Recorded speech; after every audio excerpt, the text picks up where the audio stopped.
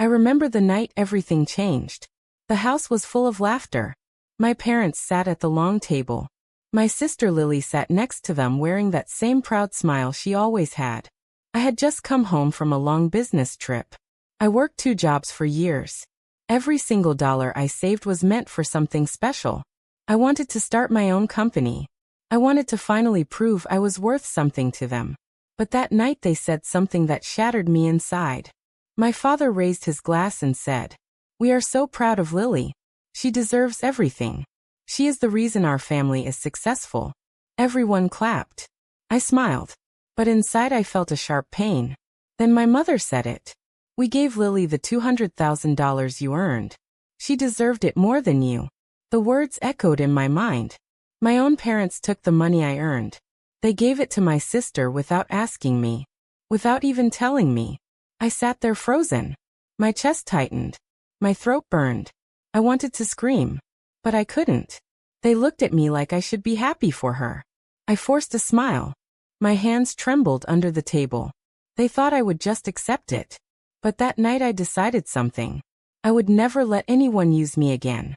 I would make them see what they lost.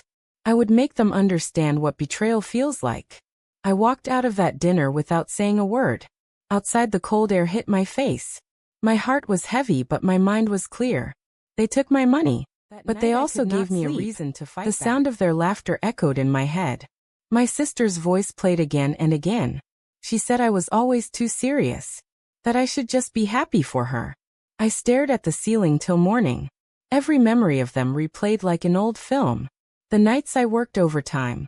The times I skipped meals to save a few more dollars. All for a dream that was stolen from me. By the people I trusted most. When the sun rose I packed my bag. I did not even look back at the house. I walked out quietly. They did not stop me. Maybe they thought I would return. But I never did. I moved to another city. I started from zero again. I found a small job in a repair shop. I worked day and night. I learned new things. I learned how to build and how to lead. Every pain became my teacher. Every memory of betrayal became my fuel.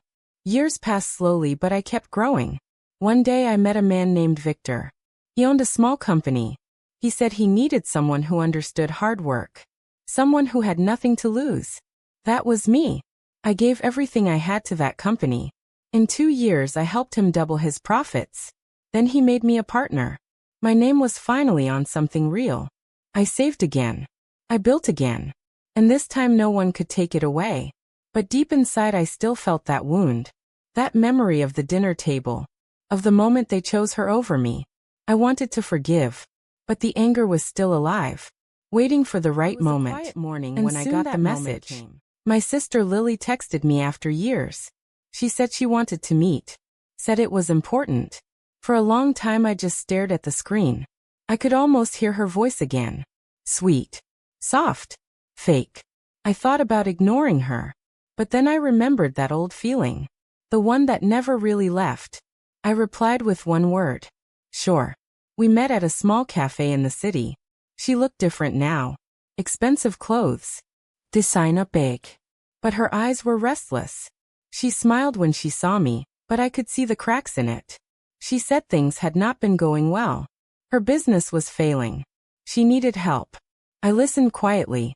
She said our parents had invested everything in her company. The same $200,000. And now it was all gone. She said I was the only one who could save them. The irony made me smile. Years ago they took everything from me. And now they needed me to fix what they broke. I did not answer right away. I just sipped my coffee and watched her pretend to care. She said she was sorry. That they were all sorry. I told her I would think about it. Then I left. When I stepped outside I felt the wind again. It felt like the same night I walked away years ago. Only this time I was stronger. Smarter. Richer. They wanted my help now. And that was when I decided exactly how I would give it to them. Slowly. Carefully. I would make them face what they did. I would make them feel the same helplessness they once made me feel. Later, I drove back to my hometown. The same roads I had walked years ago looked smaller now. The house stood still but older. The garden once full of flowers was empty. When I knocked on the door my mother opened it. For a moment she looked shocked. Then she smiled and hugged me. I stood still. Her arms felt strange. My father came from the living room. He looked weaker. His voice softer. They acted happy to see me, but I could sense the fear behind their eyes. We sat together like before. Only this time the silence was heavier. My sister joined us later. She looked nervous. I asked them what happened to all the money. My father sighed and said Lily tried to start a company but it failed. He said they had to sell most of their land to cover debts. I looked at them all. The people who once said I did not deserve anything. Now they sat there broke and desperate. My mother started crying. She said they needed help to pay off the remaining loans. I nodded slowly. I told them I could help but only if I handled everything myself. They agreed quickly. I could see the relief in their eyes. That was my first victory. I spent the next few weeks studying their debts. Meeting the people they owed money to. I acted calm, generous, helpful. But inside I was building something else. A plan to take back my dignity in the same quiet way they took my money. I wanted them to trust me completely. To depend on me. So when I finally revealed the truth it would break them like they once broke me.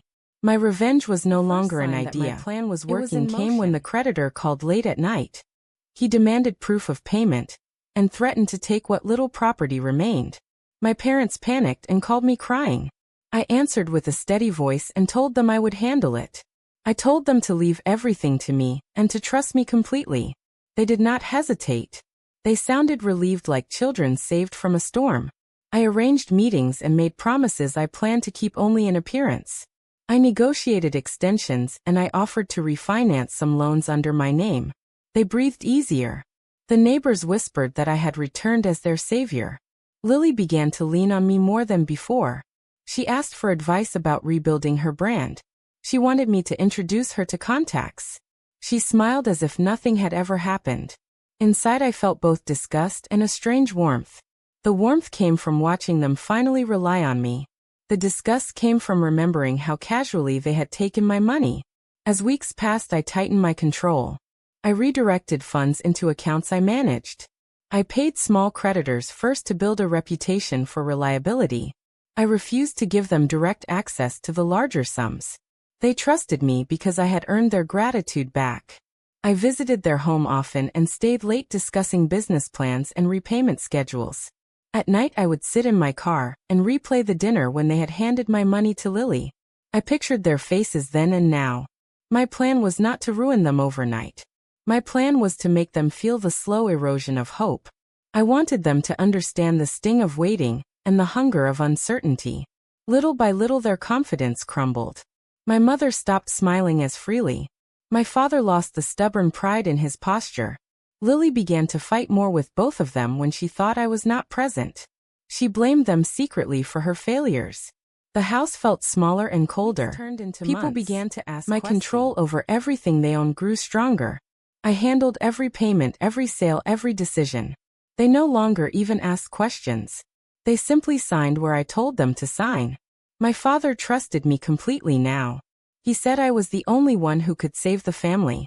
My mother cooked dinner for me every night when I visited. She said she wanted to make up for lost time. I smiled and ate quietly while inside I remembered the night she smiled at Lily with pride and said she deserved my money. The same table now felt different.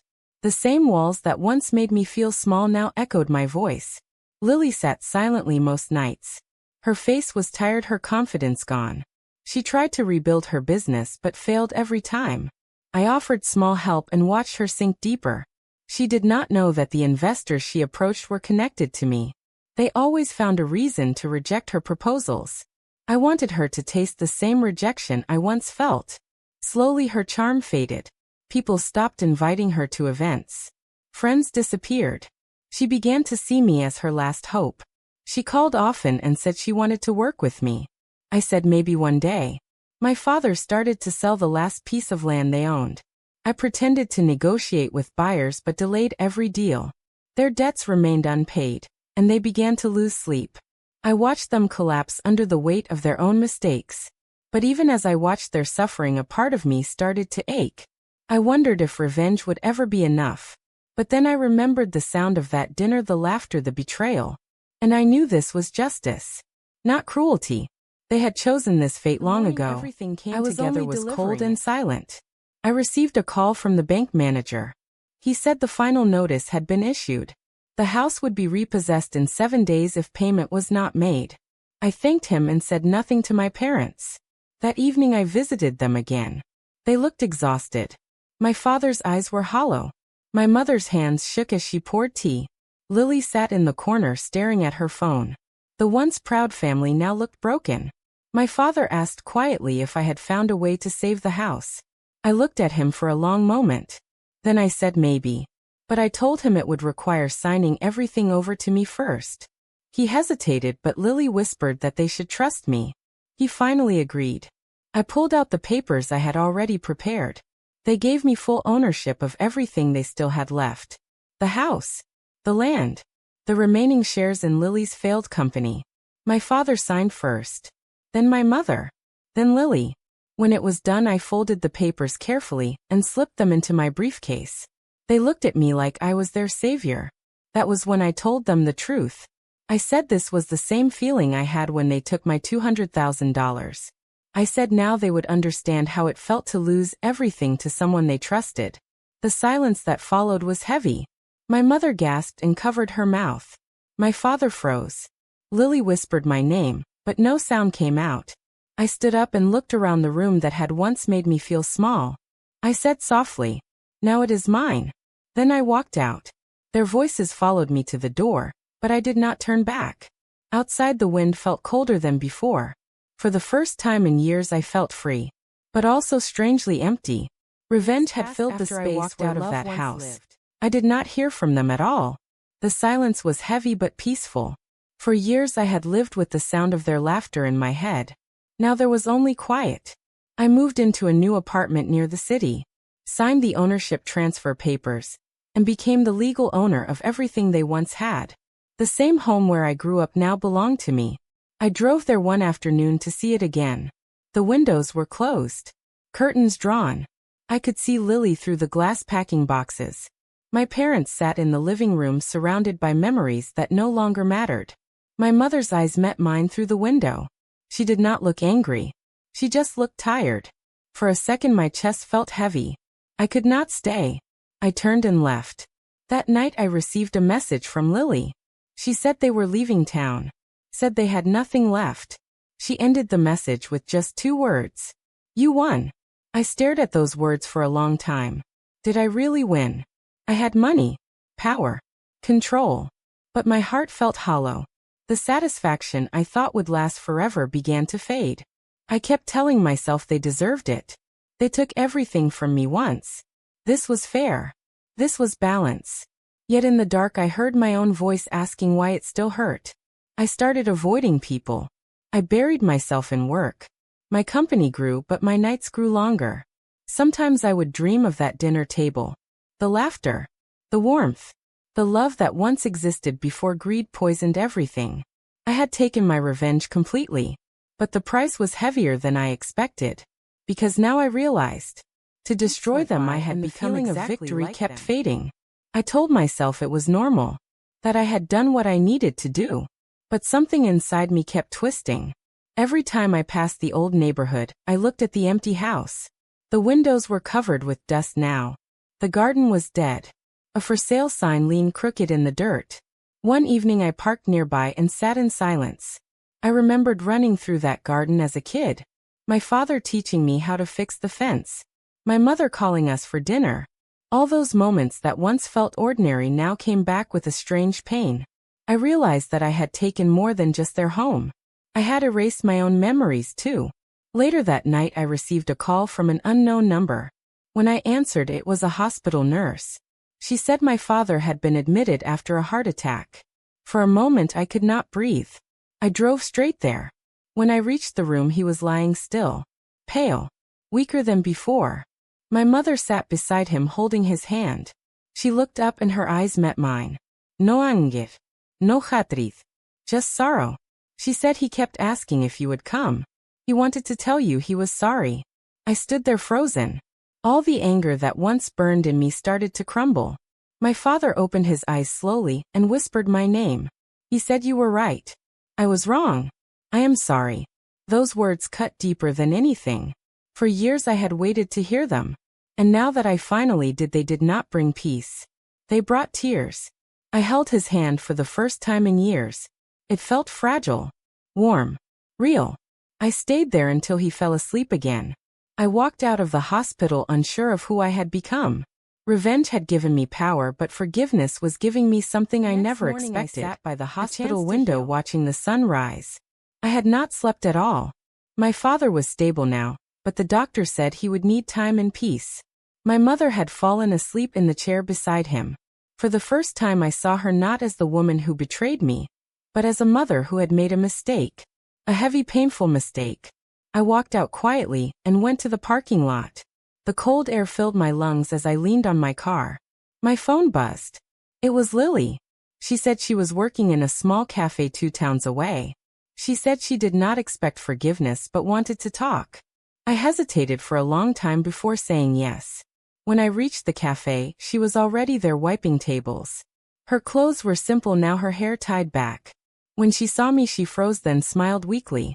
She said she had nothing left but wanted to start over. She said she had learned what it meant to lose something you never truly valued. For a moment I just stared at her. The anger I expected to feel was gone. I only saw a tired sister trying to rebuild herself. She asked if I hated her. I said I did once but not anymore. She started to cry quietly. I felt something inside me loosen like a knot untied after years. We talked for hours. She told me about the nights she could not sleep because of guilt. How our parents fought because of money. How she wished she could go back. Before I left, she said, maybe we can fix what is left. I nodded. I drove home thinking about those words. Maybe we can fix what is left. Revenge had destroyed everything, but maybe forgiveness could build something again. The following week, I just did not know the hospital again. My father was sitting up this time. He looked older, smaller, quieter. When he saw me, he smiled weakly and said, I did not think you would come back again. I told him I was not there for revenge anymore. I was there to talk. He nodded slowly and said, good. I am tired of fighting. My mother came in with tea, and when she saw me there was a small spark of hope in her eyes. For the first time in many years we sat together without shouting or pretending. The silence felt different now. It was not heavy anymore. It was healing. My father said he wanted to sell the house and move somewhere smaller. He said the memories there hurt too much. I told him I already owned the house, but I would handle everything. He thanked me softly. Later that evening I drove to the old house one last time. I walked through every room. The marks on the walls. The scratches on the doors. The laughter that still seemed to echo faintly in the corners. Every corner held a story. Every floorboard a memory. I realized that revenge had only changed what was outside. What needed to heal was inside. The guilt, the pain, the anger. I stood in the middle of the living room and closed my eyes. I whispered, I forgive you. Maybe I was speaking to them. Maybe to myself. When I opened my eyes, the house did not look sad anymore. It looked like it was finally ready to let go. I called the bank that night and cleared the remaining debts from my own account. Not because they deserved it, but because I did. I needed to end the story. To stop carrying the weight. For the first time in years I felt light, later the world free, felt different, human again. The anger that once fueled me had faded into something softer. I still ran my company, but I worked less. I started traveling again, not for business, but to breathe. One evening I visited my parents in their new home. A small place near the hills. My father sat outside on the porch watching the sunset. My mother was inside cooking like she used to. The smell of her food drifted through the air. It reminded me of childhood. For the first time in years I sat beside him. We did not talk much. We did not need to. The silence between us was no longer cold. It was peaceful. My sister came later that night, carrying a small cake. She had found a new job, and was trying to stand on her own again. When she hugged me, I felt the weight of the past lift completely. I finally saw her not as the thief of my dreams, but as the broken girl she had been. We ate together, laughed a little, and even shared stories. No one mentioned the money. No one mentioned the betrayal. Some wounds heal best when left unspoken. Before I left, my father looked at me and said, "Thank you for not giving up on us." I smiled and said we all made mistakes, but we are still family. On the drive home, I watched the stars appear above the dark road. I thought about everything that had happened. The pain, the revenge, the loss, the forgiveness. In the end, it was never about the money. It was about finding peace with myself. I had lost everything once, but in that loss I found who I really was. Life had come full circle. They took my $200,000, but I took back something far greater. My freedom, my peace, my soul.